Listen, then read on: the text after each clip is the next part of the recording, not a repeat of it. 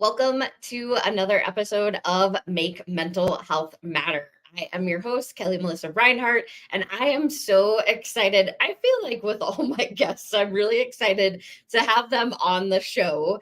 But the reason why I do this show really is about you, the audience, those of you that are out there that are listening and watching, and really bringing resources and information, people resources, because oftentimes we know in the mental health space there's actually a lot of resources, just sometimes we don't know about them, or there is so many people that are really truly in need right now that the mental health space is so inundated.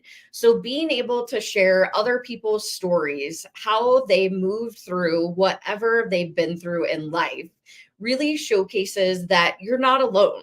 There are millions and millions and billions of people on this planet. And no matter where we live, no matter who we hang out with, no matter what gender we identify with or who our best friend is, we really can be touched by mental health or have a mental health challenge in our lives. And as we know it, suicide is an epidemic. And that's really the whole concept of this, is bringing tools, information, resources, people, their story to show you that you can get through and there is hope, because hope and recovery is possible. So I bring a lot of different guests that are either professionals in the mental health space, advocates of mental health, or those with lived experience. And I have the honor today, my guest, his name is JJ, and he is a distinguished leadership coach and retired senior logistics manager with over 2 decades of experience in the US Army. He experientially weaves his extensive leadership expertise into his passion for mentoring professionals. As a devoted husband and father of two, JJ values the synergy between people and professional growth. Venturing into entrepreneurship, he addresses business challenges, focusing on enhancing productivity and retention. So, we're going to chat with JJ today to really find out more about his transformative journey of leadership excellence. I don't know if my brain's connecting with my mouth today. It's fine. Not about perfection, right? Just about getting the information out. So, without further ado, thank you, JJ, so much for joining me. Oh, no, I muted you. There we go. Sorry. Yes. No, I'm here. No, I'm happy to be here. Thanks, Kelly. Yeah, absolutely. So I shared just a little blip of your bio, but please tell the audience a little bit about yourself and your story. Sure. So I am a retired U.S. Army veteran. I currently have my own business. It's called Victory Leadership Coaching, but I do focus on workplace mental health, and the way I do that is by teaching and coaching the servant leadership principles, because I feel that we spend most of our time at work, and people feel like they're probably pushed. Well, I know they do, because when I retired, I worked in the civilian workforce for a little while, and you're just pushed towards the tasks and statistics, and they forget that you're an actual person sitting in a seat doing a job, which is the wrong answer.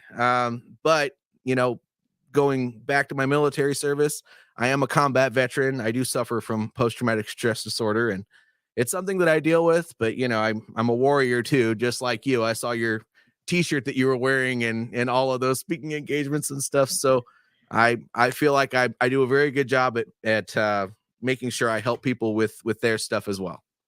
Amazing. And so tell me a little bit more, like what really led you into this space? Yeah. So, there's a culture in the military, especially when you get to the senior ranks, to make sure that you are taking care of those people that are down trace from you, and, educating them on, if they're struggling with something, where to find help. If they're not already, they should be relying on the person to their right and left, because, we train together, we fight together, we win together, we lose together, sort of a thing. And if you can't trust the person to the right and left, then when push comes to shove, are you going to be protecting each other when it really comes time to do it? When I retired in 2018, I went out into the civilian workforce, and it was a culture shock because, even the basics, right? We don't have to spend all the time together in the civilian workforce, but we do still have to remember that a business is nothing more than a group of people coming together to do a job. And people forget that. And some people don't, maybe they know that, but they're like, oh my gosh, my boss is beating me up over these statistics. I have to push and push to get this job done. But if you don't take care of the people are just going to be going through the motions, and you actually have to lead them to make sure that the job is getting done. Because if you take care of the people, they're going to want to do the work instead of being forced to do the work. And that's kind of my why. Yeah, I have so many thoughts that are popping through my head. But Good.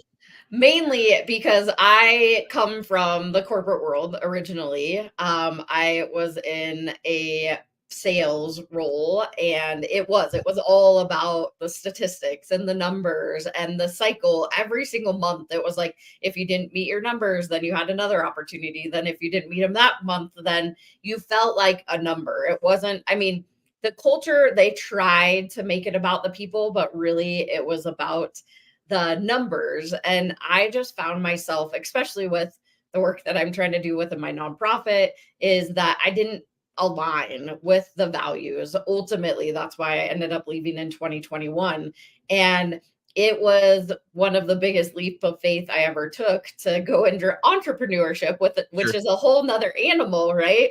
And so I think that some or most organizations and companies now are trying to make it more about the people. I understand that you have a business that you have to run, but how can we be better at making people people? Like, it's humans, right? We have to take care of the humans to be able to take care of the business.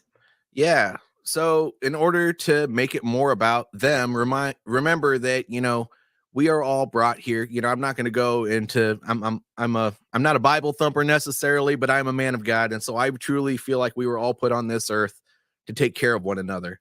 And you should bring that idea into the workplace. So how can I be of service to you is probably the most valuable thing that you can think of all the time, whether it's with the people that work for you, because a leader's job, not a manager's, but a leader's job is to make sure that they are providing everything they need for the people that work for them to actually accomplish the job. And if they're not up to snuff, then, providing teaching, coaching, and mentoring to be able to get them to where they need to be, not just beating them up about their numbers. Don't just tell them they're doing poorly, help them understand what to do differently, because otherwise you're just complaining.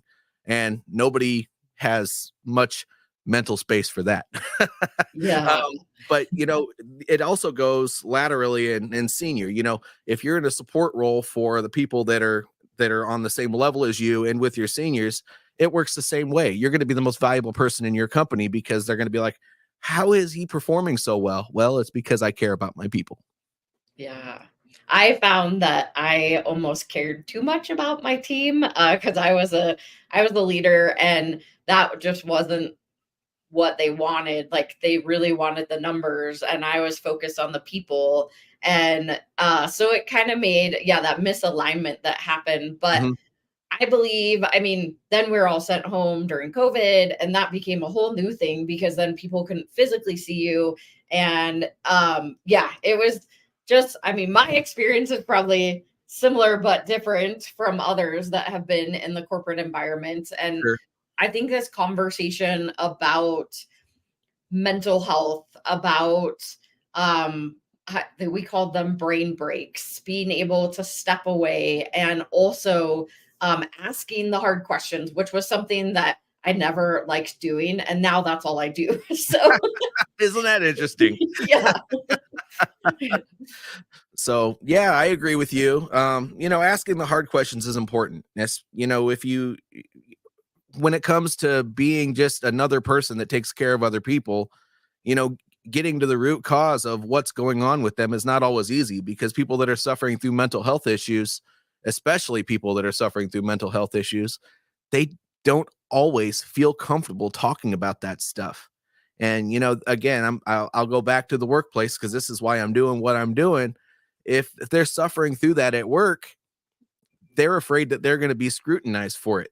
And, nobody wants to have to take time away from work to go to an appointment. And so going to a counselor requires that sometimes, or a mental health therapist, or whatever the case may be. It depends on your current situation.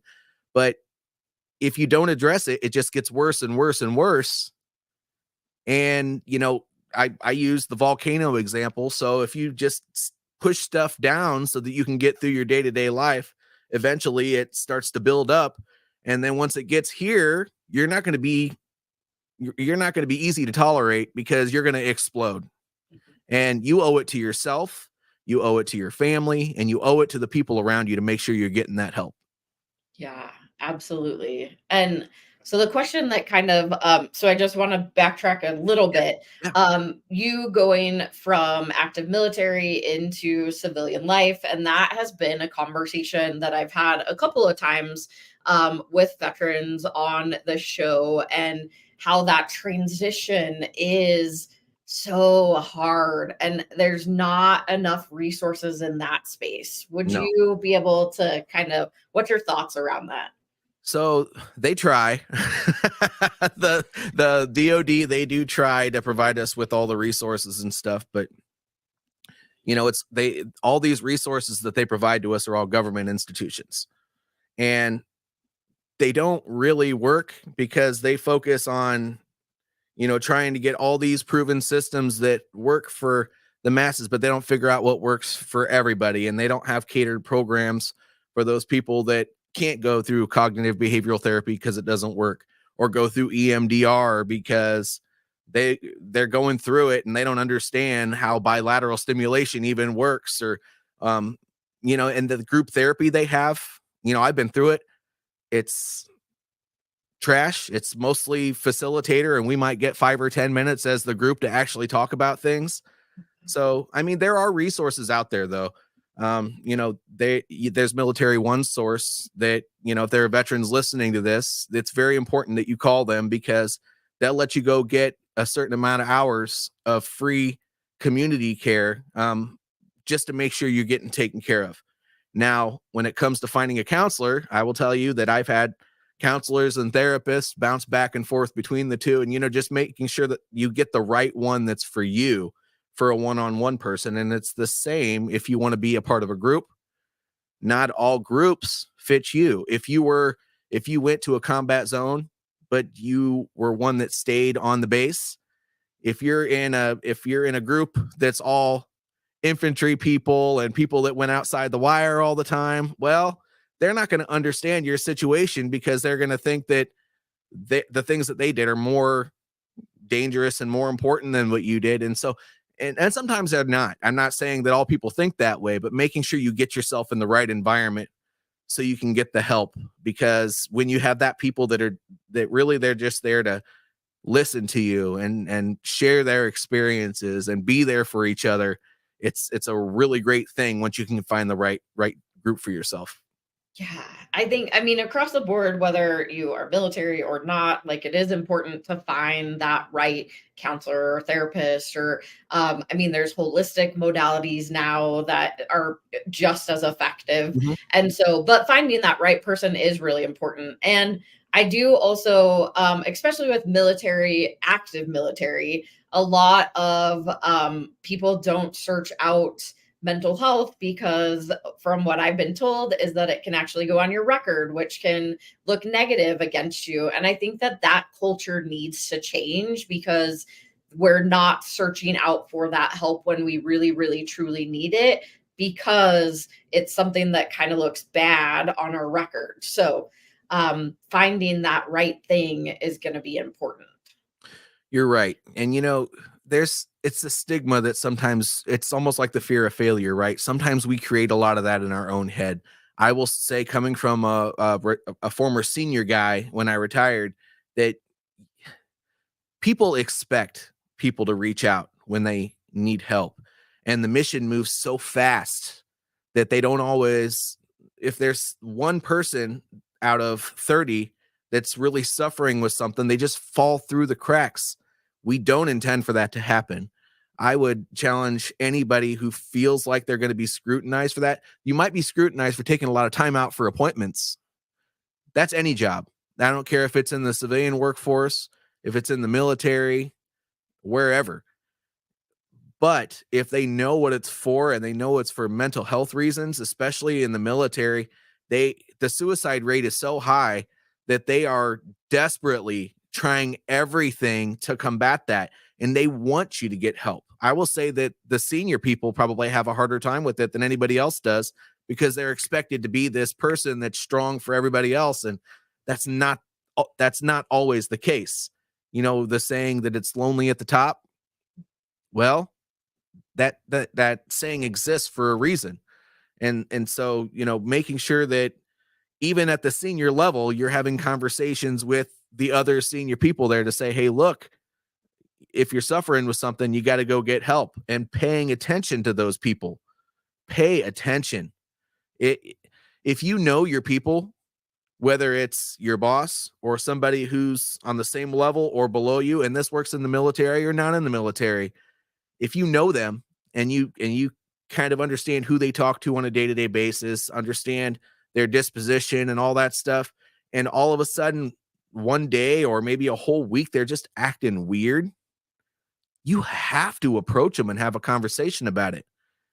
If you're not, you know, it's a difficult thing, first of all, to do that. It's hard, and they're going to probably resist wanting to talk about that at first.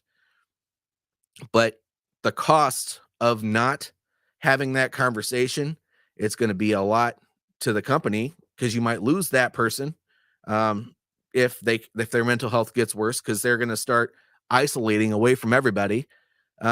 It's going to work out really badly for them.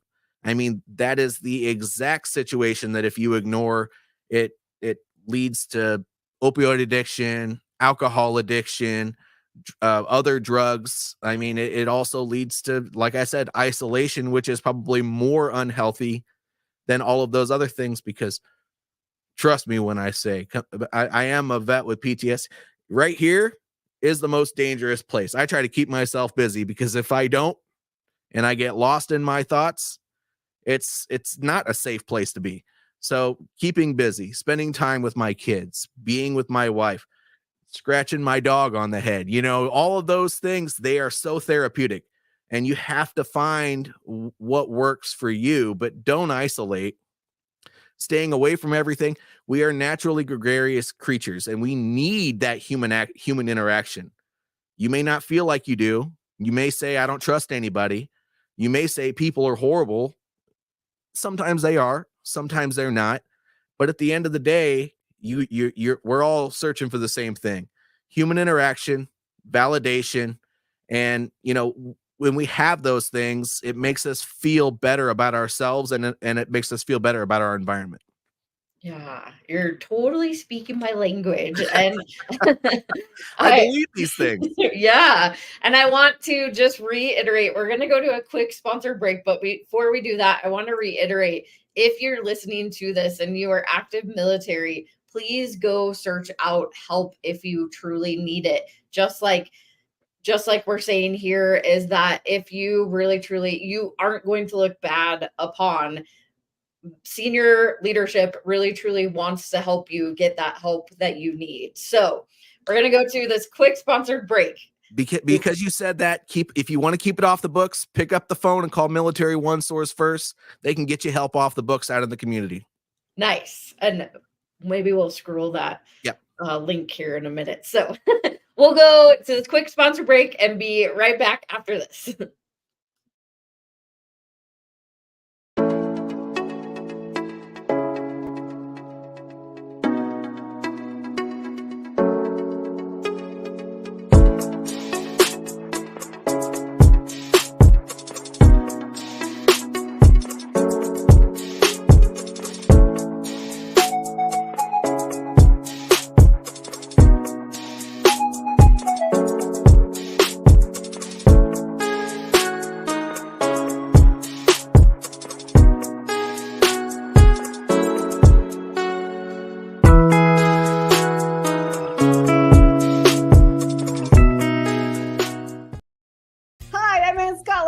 of global socialpreneurs. Join the experts, 12 p.m. EST on the Fresh Takes TV network for the best advice on social entrepreneurship. Join us here on E360 TV. And like that, we're back. Very good. And did you drop that link for me? I Awesome. did, and Okay. I'm also going to put a phone number up there. And I'm sorry, I didn't want to go past the break, but sometimes if they don't hear it in the moment while you're talking about it, they completely forget it.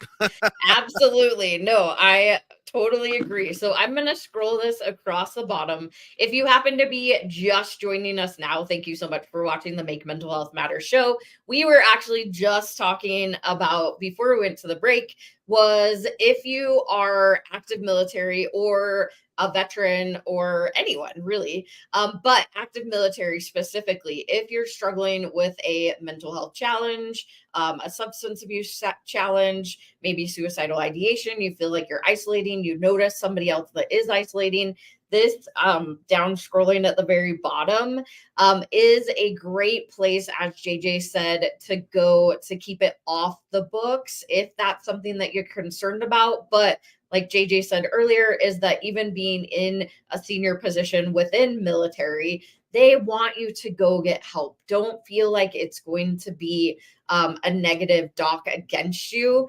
The suicide rate for military and veterans is so incredibly high. We want you to go get help. So please, if you happen to be listening to this, please go help. But the scrolling across the bottom is a great place to go if you want it off the books.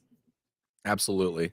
And also when you go to that site, there's an 800 number there you can call. They will oftentimes have hired professionals there to help you right there on the call, so that they make sure that you get the help you need before you get off the phone. It's just a very great resource. I've known many people. I've never personally had to call it for myself because I had the wherewithal just to walk in and say, hey, look, I need to talk to somebody.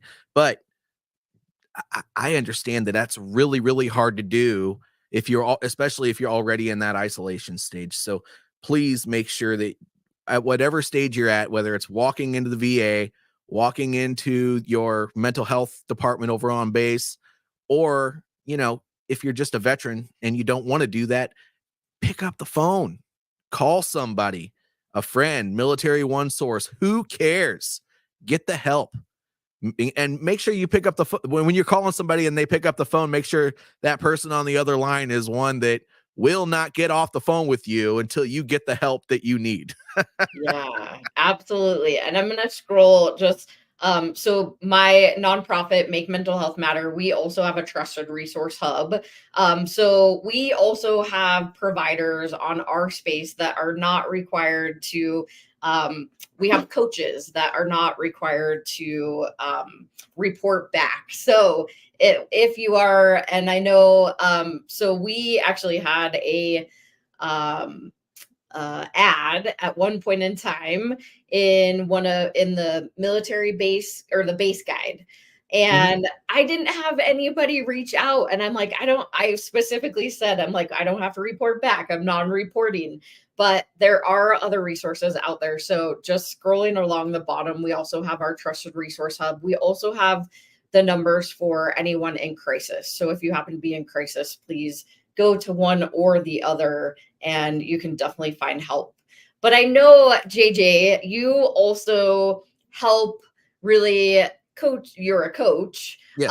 And you help people really get into this better mindset of really transforming their lives. And as an entrepreneur, we were kind of chatting also earlier, is that's a whole nother space too, Yes. being an entrepreneur. So you go from military then into entrepreneurship, which has its own challenges. Oh gosh, not easy at all. So what made you really want to jump in, other than you knew your story and that you needed to get help, and you also had this clarity around really what you wanted to do in life? So tell me more. Well, I'm just going to be honest with you. At my last job, I was at a corporate level, so I was an area safety manager in the position that I was in. and I helped develop a leadership program. And I was like, oh my gosh, this is working. And, these managers were having less troubles. The retention numbers were improving. The people that were applying these principles, the work productivity was getting better. And I said, look, why don't you hire me on for this? Let's make a position. I'll do this for the whole company. You're all over the United States. I'll do the traveling, the speaking, all that stuff. And they created the position and they hired somebody else onto it. Oh no. So I was like, great, this is wonderful. Thank you for using this. I'm going to go do this by myself. I'm going to help a bunch of other companies with this stuff. Yeah. Wow. Now I know where I stand. Nothing but love for you guys. I love your company. But if you don't love me back, that's kind of how the cookie crumbles. And it's been a struggle. I mean, entrepreneurship is not easy. Thank God I'm retired from the military. I have a VA rating. I have income coming in. I know some people that are entrepreneurs have to go out there and start it with none of that. And so I'm probably struggling a little bit less than some of these other people. But, in here, when you're not getting the clients, that first, well, for me, it was about actually 8 months before I had my first client hired on, which as a coach is fairly common. But until that happens, you're like, well, I've been so successful at everything else that I've done. What is going on here? And so that was a struggle within itself. But yeah, that was really the reason why I wasn't feeling appreciated. Again, it wasn't the people I was working directly with. It was the corporate headquarters.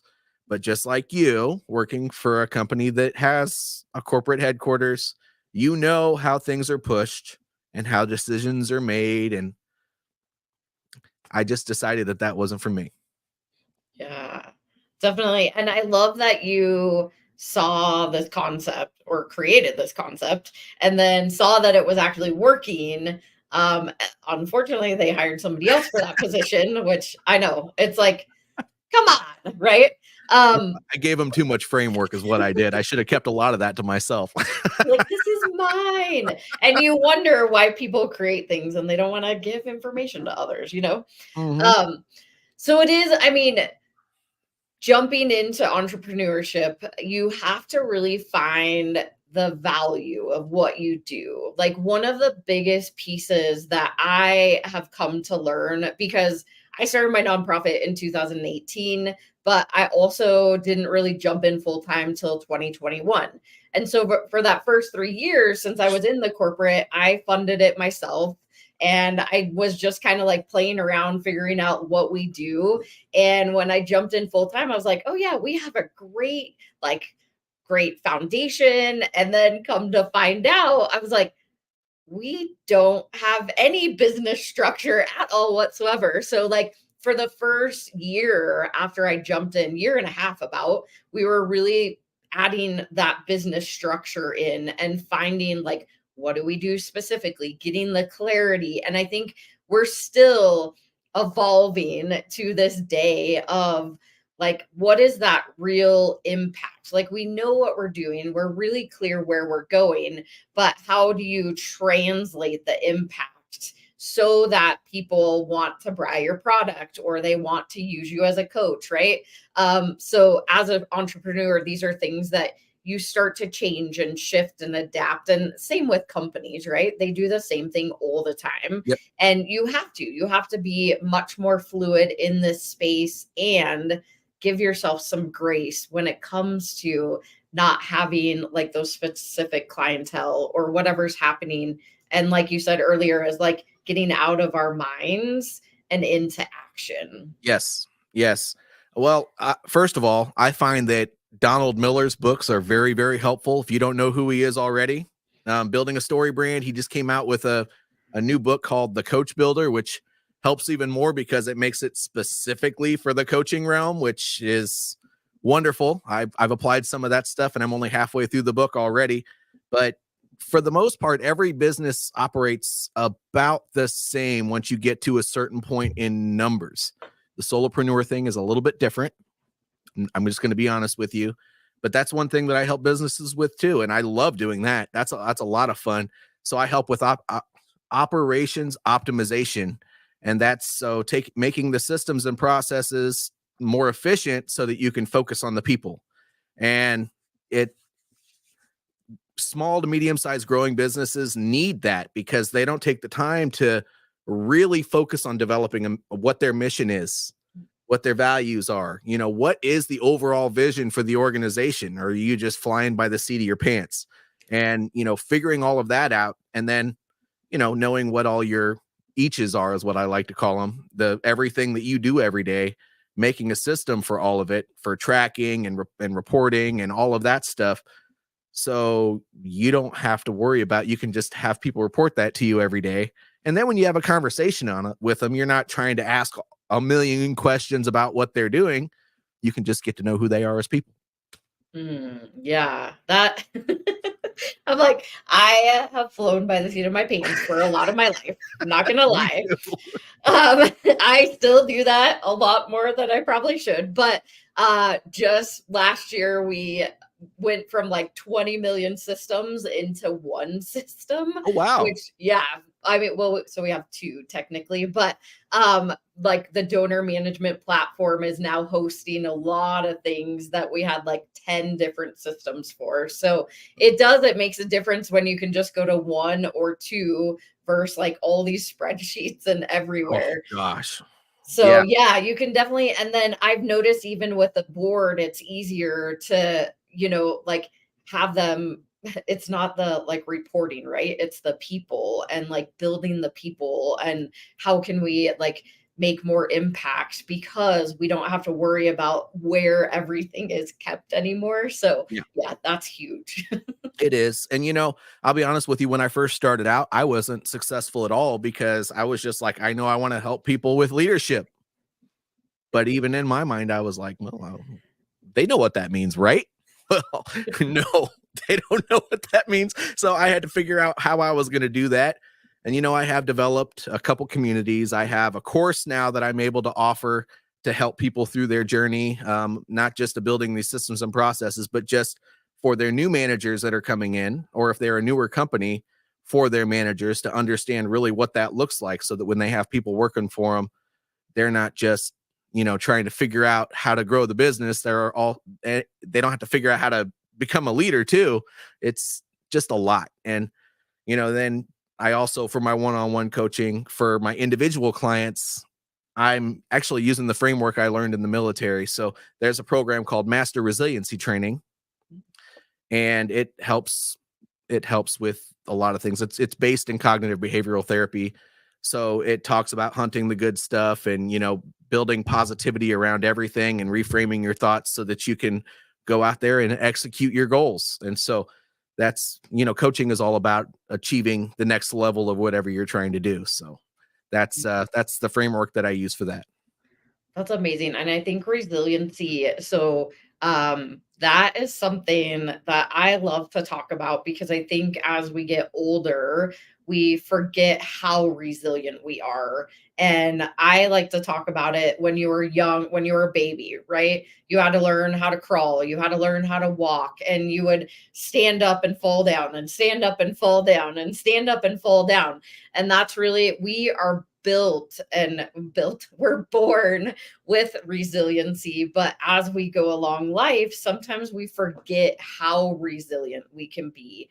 And I actually, one of my older board members, they were military also, and they told me about that Master Resiliency program. Oh yeah, and it's wonderful. Yeah, how beneficial it was to like remember that we are resilient and these are ways that we can do it. Yep. And they do a really good job in that course. And I mention this to people and I expand on it if they need it, but they talk a lot about the icebergs that are there. And so when you see those people that blow up once in a while and, then they're back to normal, well, having conversations with them to figure out what those underlying issues are, those core beliefs that they have, that because we're all different, some of us came from abusive backgrounds. Some of us came from an environment where we weren't necessarily abused, but it was all about drugs and alcohol. And, that plays tricks in your mind as well. And, there are just so many different environments that we all come from. So knowing I mean, just going in and treating everybody the same doesn't work. And, that's how I build my leadership model too. But, when you think about that and you think about icebergs, those are those core beliefs that everybody has. And if you can have a conversation about core beliefs with somebody, actually they open up a lot better than if you just look at them and say, what's going on with you lately? I mean, you can't do that. There are certain phrases that you use when you're addressing somebody that's going through an issue, whether it's a major life event, a crisis of any kind, really, that you don't want to use, because all it's going to do is take the conversation and make it go downhill. Yeah, so I train about mental health just in general, but I love to give people the I statements, the I noticed, I observed, I'm wondering about, I'm curious. And that way it, instead of like you said, well, what's going on? It's a, hey, I noticed that you haven't really been happy-go-lucky lately. Is there something going on that you'd like to talk about? Yeah. And so it's more of the, hey, I noticed facts, statements, and then the observed behavior, and trying to get into those layers a little bit more. But I love that you talk about the core beliefs. And sometimes people don't know that they have these core beliefs until you start digging underneath that iceberg. So I think that's an amazing layered effect.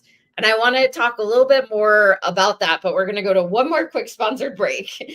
And then once we get back, we will chat a little bit more about that and how people can find you. So we'll be right back. Perfect.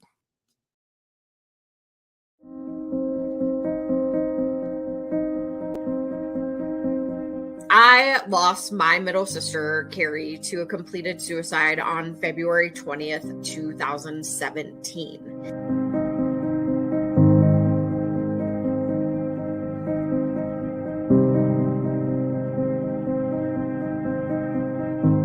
My story, however, it isn't unique. I am a domestic violence survivor and a recovering addict. For 14 years, I was in active addiction. And because of Kelli and the work that she does and the opportunity to have my voice heard, I was able to stay clean and sober and have hit a year. I'm still here. And if it wasn't for Kelli answering my call the day that I thought I was going to take my life.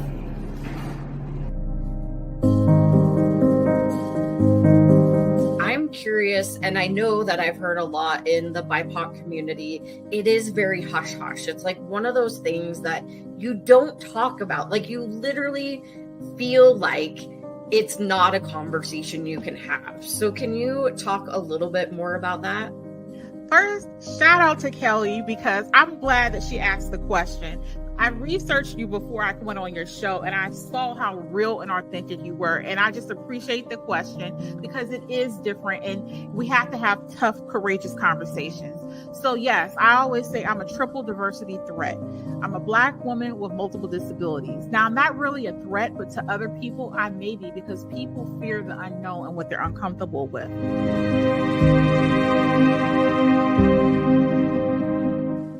Kelli's passionate commitment to mental health awareness is a beautiful thing.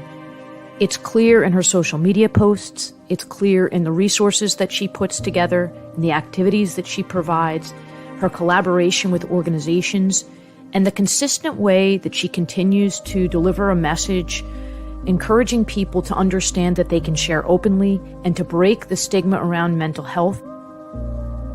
Kelli's topics cover children and adults, talk about things that we can do as a community, things that we can do individually, and her website is packed with information and resources and all kinds of contacts that you can use to reach out, whether you're dealing with something yourself or you're looking to help somebody else who is struggling. I encourage you to check it out.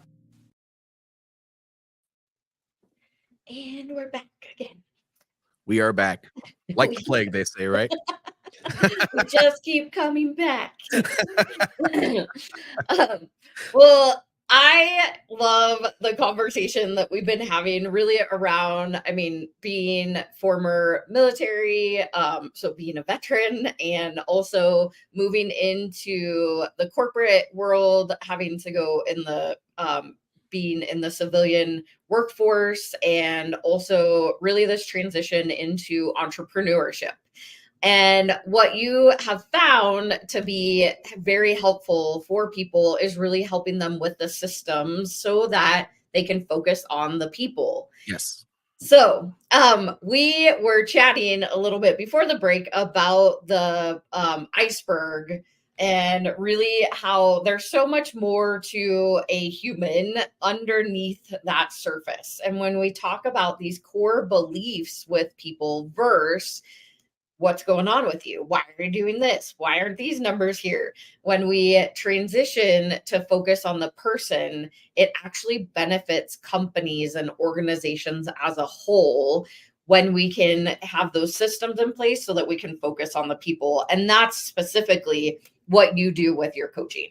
Yeah, it is. By the way, very well articulated. Thank you. Thank you. I do try. Sometimes my brain goes faster than my mouth can, but I always say the show is not about perfection. It's just about getting the information out. So I agree. And by the way, if you wanted me to share how people could get a hold of me, I did put that in the private chat here. But I wanted to show a couple of resources. If people like to read and they want a quick guide on how to use servant leadership, I created a little quick guide that's available on Amazon. I made it small so you could put it in your portfolio or in your glove compartment, slide it between your seats. I don't care. Just don't lose it because it's a good read. But it's called Why Organizations Should Develop Their Leaders, and it's a pocket guide. But I need to go back historical here because Dale Carnegie's been around for a heck of a long time. So this book right here, How to Win Friends and Influence People, it talks about exactly what we've been having a conversation with, except for he took some of the richest people in the world and asked how they become successful. And it's exactly what we're talking about, people. All it is meeting people where they are. And if you don't meet people where they are, then you're never going to connect with them. And that's the most important part about any mental health thing, is making sure you go out and you connect with those people that are struggling. So I wanted to make sure I pointed that out because this book is instrumental. I probably study this. I regretfully say I probably study this more than I study my Bible, which is wrong, but I do. Yeah, that is one of the books that I have read also, and it is definitely a great book. I highly recommend Dale Carnegie. He is there are lots of good books there for sure. And I love that you also made yours like pocket size, right? Yeah. It's like, it's so easy. It doesn't have to be hard. Nope. You can read it. You could read it in a couple hours, probably, actually.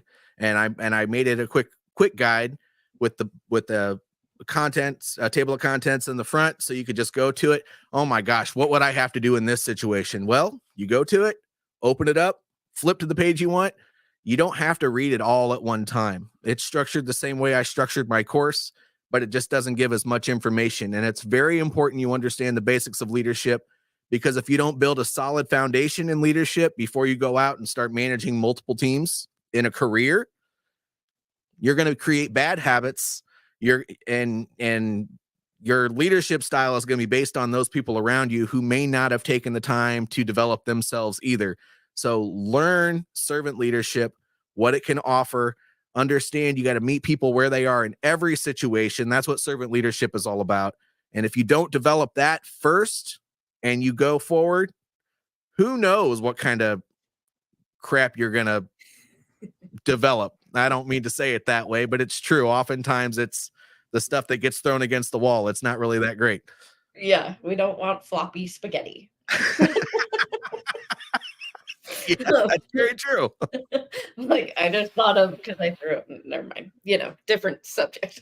Yeah, that's true. It seems like we could probably have a really good conversation Right, about a lot of these things.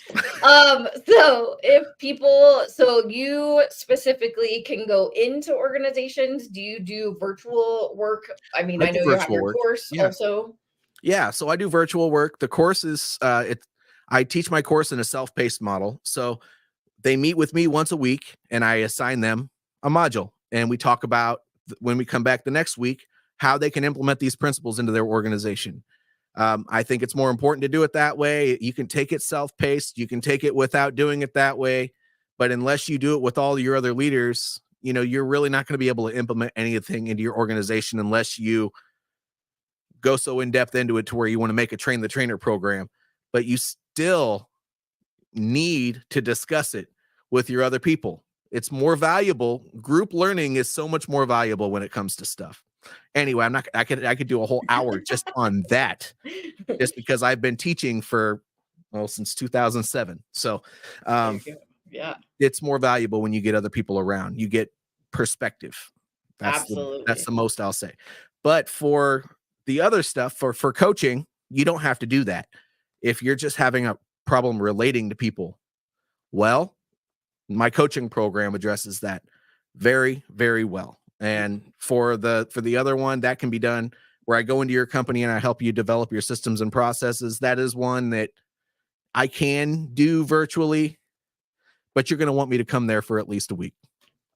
I'll spend a couple hours a day there with you, going to different departments and taking notes, and I'll probably just ask a bunch of questions. And then at the end of the week, we have a forum where we talk about what I found and what our plan is going to be for the next anywhere between 2 and 6 months.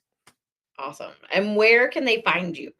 So I put my links in the private chat. And so victoryleadershipcoaching.com is where you can find me. But really, I have so much content out there. It's not even funny. Yeah, I mean, I have so many videos of my goofy butt talking about a whole bunch of different things. If you go to Google and type in hashtag veteran leader trainer, all one word, it'll all pop up. You'll see so much of me that you're going to be like, man, why did I type this into Google? So veteran leader trainer. Yes. All right. Yes. I'm going to add that banner too. So veteran leader trainer. Veteran leader trainer. And that's an easy process to have your own hashtag. I could explain that to anybody if they really wanted to do it. Awesome. Well, this conversation was so great. Thank you so much for coming on, being my guest, sharing your story, what you do now. And I just appreciate you jumping on. No, I appreciate being here. The word has to be spread for mental health. The word has to be spread for leadership. Both of those things are such a passion for me. And I know we have less than a minute. Otherwise, I'd go on. But thank you, Kelly. It's been a pleasure being your guest. Absolutely. All right, y'all. That was another amazing episode of Make Mental Health Matter. I'm going to drop this one more time. Let me make sure I do the right one. For those of you out here that maybe are active military, that was a great resource. It's scrolling somewhere along here that I didn't know about. So definitely one that I'm going to have to add to our trusted resource hub. But hopefully this was helpful for those of you that are, whether you're active military, you're a veteran, you are in the civilian workforce, you're in a company, you're part of leadership, wherever you might be working. I think that JJ's training could be beneficial for you if you really want to understand your people versus just the numbers. How about putting in some structures and we focus on people? What a brilliant concept. Anyways, I could go on about that forever too. So I won't though. Whatever you happen to do, please join me next Monday for another amazing episode. I have incredible guests that are just lining up to be on the show, and I'm so blessed that I am able to have this platform to have the hard conversations and bring them to you. So I will see you next week. Bye, y'all.